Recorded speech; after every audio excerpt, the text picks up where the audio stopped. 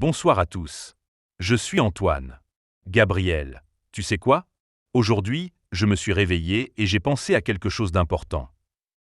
Bienvenue encore une fois sur Wow Spoken French, chers auditeurs.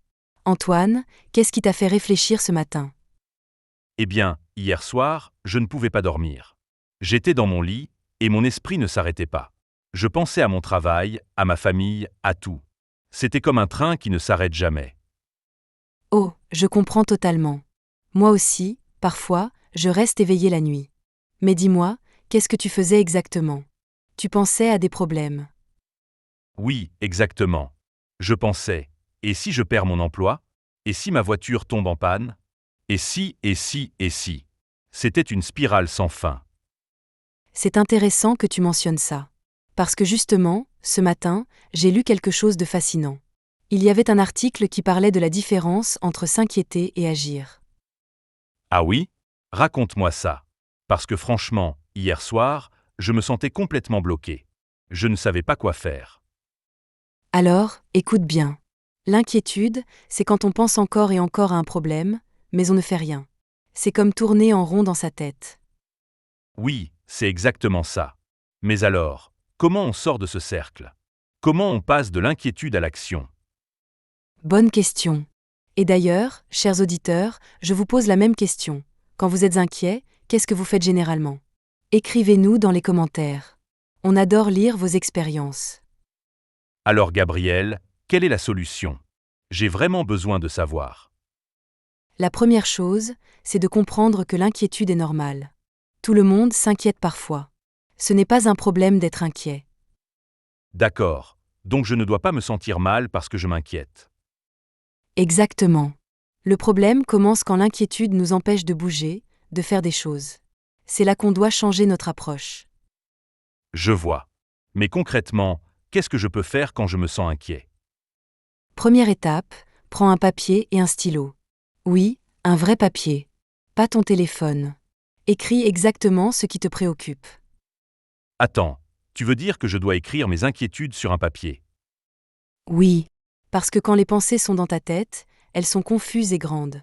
Mais quand tu les écris, elles deviennent plus petites et plus claires. C'est intéressant. Je n'ai jamais fait ça avant. Mais après avoir écrit, qu'est-ce que je fais? Après, tu regardes chaque inquiétude et tu te poses une question simple. Est-ce que je peux faire quelque chose à ce sujet maintenant? Oh! Donc je divise mes inquiétudes en deux groupes. Celles où je peux agir et celles où je ne peux pas agir. Précisément. Tu comprends vite, Antoine. Si tu peux agir, tu fais une action. Si tu ne peux pas agir, tu laisses tomber cette inquiétude. Mais Gabriel, laisser tomber, c'est difficile. Comment on fait ça? Je sais, c'est difficile. Mais pense à ça comme ça. Pourquoi passer du temps à s'inquiéter de quelque chose qu'on ne peut pas contrôler? Tu as raison. C'est comme s'inquiéter de la météo de demain. On ne peut pas la changer. Exactement. Par exemple, si tu t'inquiètes de perdre ton emploi, tu peux faire quoi comme action? Eh bien, je peux travailler plus sérieusement, je peux améliorer mes compétences, je peux parler avec mon chef pour comprendre comment je peux être meilleur. Voilà. Tu vois? Tu viens de transformer ton inquiétude en plan d'action. C'est génial. Oui, je me sens déjà mieux. Mais parfois, l'action semble trop grande. Comment on commence? Excellente question. La clé, c'est de faire de petites actions. Très petites. Si la montagne est trop haute, tu ne la grimpes pas en un jour. Donc je divise la grande action en petites actions. Oui. Par exemple, si tu veux améliorer ton travail, tu ne dois pas tout changer demain. Aujourd'hui, tu peux juste lire un article sur ton métier pendant 10 minutes. Ah, 10 minutes, ça semble facile. Ce n'est pas effrayant du tout. Exactement. Et le lendemain, tu fais une autre petite action. Petit à petit, tu avances. Et tu sais quoi? Pendant que tu agis, tu ne t'inquiètes plus. C'est vrai. Parce que mon cerveau est occupé à faire quelque chose de productif au lieu de tourner en rond. Précisément. L'action est le meilleur remède contre l'inquiétude. Quand tu bouges, tu te sens puissant. J'aime cette idée. Mais Gabriel, parfois je commence à agir, et puis je m'arrête. Pourquoi ça arrive? Ça arrive à tout le monde. Souvent, c'est parce qu'on attend la perfection. On veut que tout soit parfait avant de commencer. Oui, c'est exactement mon problème. Je veux que tout soit parfait, et quand ce n'est pas parfait, je me sens découragé. Mais voici la vérité. L'action imparfaite est toujours meilleure que l'inaction parfaite. Tu comprends? Peux-tu expliquer ça plus simplement? Bien sûr. Imagine que tu veux nettoyer ta maison, mais elle est très sale. Si tu attends d'avoir le temps parfait et l'énergie parfaite, tu ne nettoieras jamais. Ah, je vois. Mais si je nettoie juste une pièce aujourd'hui, même si ce n'est pas parfait, c'est quand même mieux que rien. Exactement. Une petite action vaut mieux que zéro action. C'est une règle d'or. D'accord. Donc je ne dois pas attendre d'être prêt à 100%. Je peux commencer maintenant, même si je suis prêt à 50%. Oui. Et tu sais quoi? Souvent, quand tu commences, ta motivation arrive pendant l'action, pas avant l'action. Vraiment? Donc je ne dois pas attendre de me sentir motivé. Non. C'est un mythe. Les gens pensent, je vais agir quand je me sentirai motivé. Mais en réalité, c'est l'inverse. Tu agis d'abord, et la motivation vient après. Waouh, ça change tout. Donc si je ne me sens pas motivé pour faire quelque chose, je le fais quand même, et la motivation viendra. Oui. Et c'est ça, demain matin, fais juste une petite action sans attendre de te sentir motivé. Tu verras ce qui se passe. Je vais essayer. Mais dis-moi, Gabriel, qu'est-ce que je fais si mon inquiétude est vraiment grande? Par exemple, si j'ai peur de quelque chose de sérieux. Alors là, c'est important de parler avec quelqu'un. Un ami, un membre de ta famille, ou même un professionnel. Tu ne dois pas rester seul avec tes grandes inquiétudes. C'est vrai. Parler aide beaucoup.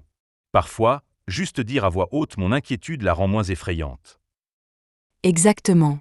Et souvent, l'autre personne peut voir une solution que tu ne vois pas. Deux têtes pensent mieux qu'une seule. Oui. Et aussi, quand je parle, je me sens moins seul avec mon problème. C'est ça. Chers auditeurs, dites-nous, est-ce que parler de vos inquiétudes vous aide?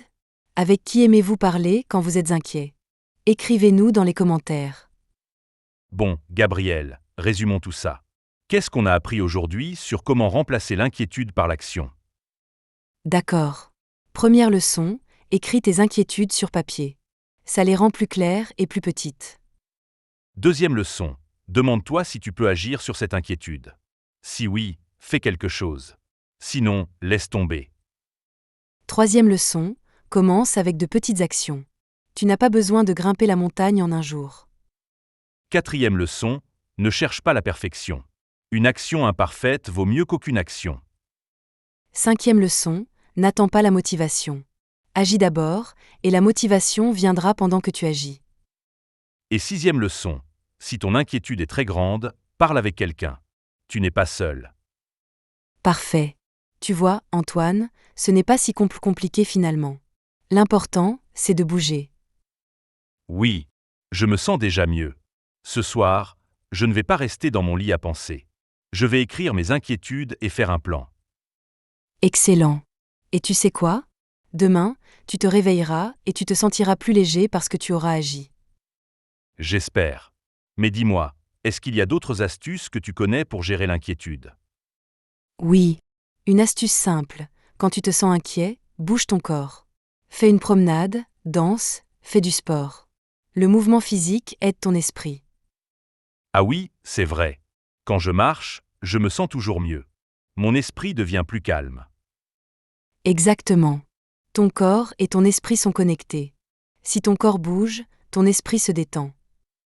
Et aussi, je pense que respirer profondément aide beaucoup. Quand je suis inquiet, ma respiration devient rapide et courte. Oui.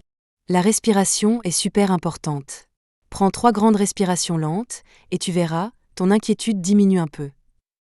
C'est simple mais efficace. Parfois, les meilleures solutions sont les plus simples. Tout à fait. Et une dernière chose, sois gentil avec toi-même. Ne te juge pas parce que tu es inquiet. C'est humain. C'est important ça. Souvent, je me sens mal parce que je m'inquiète, et ça crée encore plus d'inquiétude. Oui, c'est un cercle vicieux. Mais si tu acceptes ton inquiétude sans jugement, tu peux la transformer en action plus facilement. J'aime cette approche. C'est comme être un ami pour soi-même, pas un ennemi. Exactement. Traite-toi comme tu traiterais ton meilleur ami. Avec compassion et compréhension. Merci, Gabriel. Cette conversation m'a vraiment aidé. Je me sens déjà plus fort. Je suis heureuse de t'aider. Et vous, chers auditeurs, j'espère que cette conversation vous a aidé aussi. Oui. Rappelez-vous, l'inquiétude est normale, mais l'action est puissante. Vous avez le pouvoir de changer votre inquiétude en mouvement. Et chaque petite action compte. Ne sous-estimez jamais le pouvoir d'un petit pas. Alors, ce soir, quand vous rentrez chez vous, prenez un papier et écrivez une inquiétude. Juste une. Et écrivez une petite action que vous pouvez faire demain. Oui. Et ensuite, venez nous raconter dans les commentaires comment ça s'est passé. Nous adorons lire vos histoires. Avant de terminer, je veux vous poser une question. Quelle est votre plus grande inquiétude en ce moment? Et quelle petite action pouvez-vous faire demain à ce sujet? Écrivez-nous. Merci d'avoir écouté Wow Spoken French aujourd'hui. N'oubliez pas, vous êtes plus fort que vos inquiétudes. Continuez à pratiquer votre français avec nous. Chaque épisode est une nouvelle opportunité d'apprendre. Et rappelez-vous, l'action, même petite, bat toujours l'inquiétude. À bientôt, chers amis. Bonne soirée à tous. Prenez soin de vous et agissez avec courage.